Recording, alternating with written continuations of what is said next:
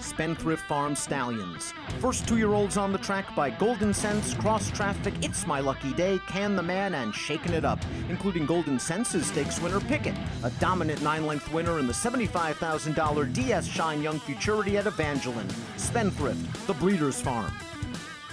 Hi everybody, Dan Illman along with Nicole Russo. Welcome to Spa Babies, presented by Spendthrift Farm. It wouldn't be a Spa Babies without a couple of these actually being filmed at the spa. We're at the Humphrey S. Finney Sales Pavilion, covering the Fasig-Tipton Select Yearling Sales. But let's get down to business. Wednesday's Spa Baby race number 5. We're going a mile and a 16th on the melon turf. Let's take a look at this field. Nicole, we got a little bit of everything. Experienced horses and some nice firsters. Yeah, I think so. And, you know, a nice mix of sires, too, including some of New York's leading sires here at the spa. As Nicole mentioned, this race is for New York breds, and let's take a look at the number 1, Crazy Life. You know, this one's going to take money. Javier Castellano, Chad Brown. This is a half to a multiple stakes place dirt sprinter, but this is a very versatile pedigree, I think. The dam's a full to West Coast Swing, a half to Spitester, who was a very talented and fast horse, and the second dam a full sister to Dance Smartly. Yeah, definitely. That great Samson Farm family of Dance Smartly. It's such a versatile family. They run on everything,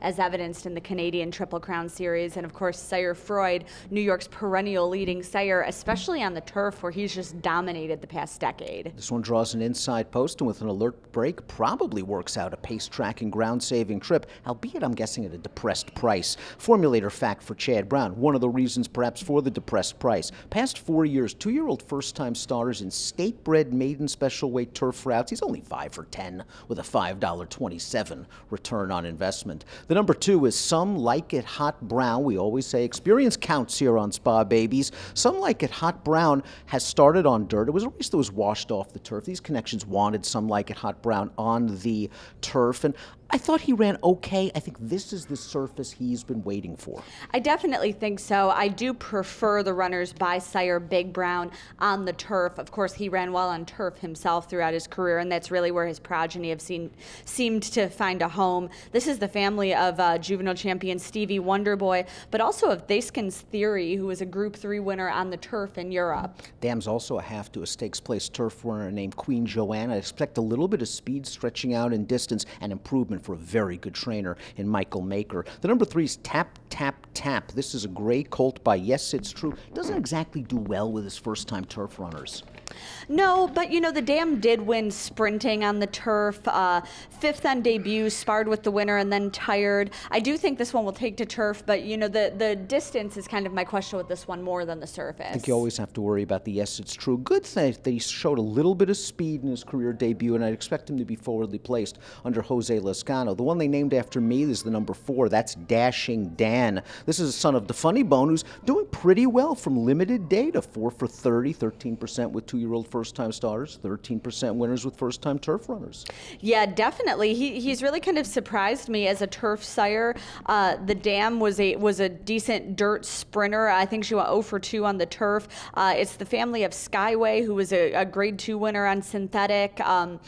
Kind of a mixed bag with this pedigree. I think distance also the concern for me with this one, though. This is a first-time starter trained by a good one, and Michael Dilger. The second dam was very precocious. The stakes-winning dirt sprinter, Bedside Manor. That one won her first 5 starts. We'll move on to the number 5. That's Impassable Odds by Mission Impassable, who did very well with his New York-bred 2-year-olds last year. Yeah, definitely. And, you know, he finished, I believe, in the top 10 on a national level his freshman year. He's really turned into a really solid sire. Versatile sire. I think he has had some turf-winning New York breds. And this dam was a stakes-winning turf router who did win the career debut at 2. There's a lot of black type on the bottom of this pedigree. Keep an eye out for the 5, Impassable Odds, trained by Tom Morley. The 6 is Early Retirement. This is another son of Freud. And this is a foal to a first turf winner named Chinchilla Dust. And the dam, she liked to go long on the turf. A stakes-place turf router at 2. Again, experience counts, and this one ran a little bit in the debut in that off-the-turf race. Yeah, kind of passed some tired ones late. I think this is another one where turf is the surface that they want to be on. Chinchilla Dust did win on turf, but that was a sprint on the turf, so I am encouraged that the dam did show some stamina. And trainer David Donk's second-time starters, much like Bill Mott, seem to improve with experience. The 7 is 10 Minutes with Al by Gio Ponti, who wins 7% with 2-year-old first-time starters, 9% with first-time turf runners, but there's just a ton of turf and class on the bottom of this pedigree. Yeah, definitely, particularly going long. The Dam was a turf router. It's the family of graded winners Converge, Atlantic Ocean, all long-winded horses. And certainly, Gio Ponti, maybe they don't win early, but I do think that, yeah, he was certainly a long-winded turf horse himself. The number 8 is the Glominator, a $70,000 buyback as a yearling, then sold for $85,000 in April of this year. Breezed a furlong in 10-2 before that sale. This one's by Animal Kingdom, who's winning 15% with first turf runners. We'd expect him to do well with the turf runners, and this dam's been very productive. 5 winners from 6 starters. Yeah, but none of those have won on turf, so I think we're certainly looking to Animal Kingdom to kind of balance that out, and those do win on a little bit of everything, as their sire did, dirt, turf, and synthetic. Going for the Midnight McDonald's run, which is almost mandatory for me here at Saratoga. We met a Spa Baby fan named Chris who said, Dan, don't give me a Spa Baby, I'll give you one. He likes the 9 Pier 40.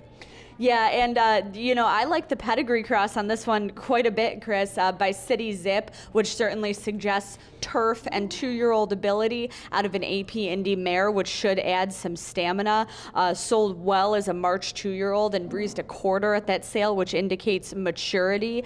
The Dam was a router who won on turf, and you've got Johnny Velasquez up for George Weaver. I like those connections in this spot. Not only did this one breeze a quarter mile, but did pretty quick, 21-1. That's Pier 40 for Johnny Velasquez and George Weaver. Getting back to the Glominator real quick, want to throw up a formulator fact that I failed to mention. Ralph Nix past 5 years, 2-year-old first-time starters on turf. That's 22% winners and a 229 ROI. Pretty impressive. Completing the body of the field is the 10 Dupes Point. This is by the turf stalwart point of entry. A half to a multiple stakes place 2-year-old Derf Sprinter, but the Dam was very versatile.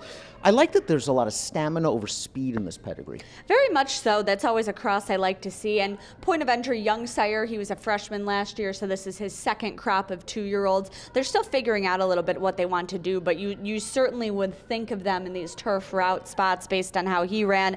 This one, again, eligible to move up with some experience, a decent 4th on debut. Tough post, but has that turf experience, stretching out with a little bit of speed. Christophe Clement, always dangerous with these kind of horses. All right, pick time for the Wednesday Spa Baby race. We're kicking off the pick 6. The fans get an opportunity to actually look at these horses in the paddock and check out the tote board. Without that information, who do you like? Well, Chris, I'm with you. I'm going to take a shot with Pier 40 here.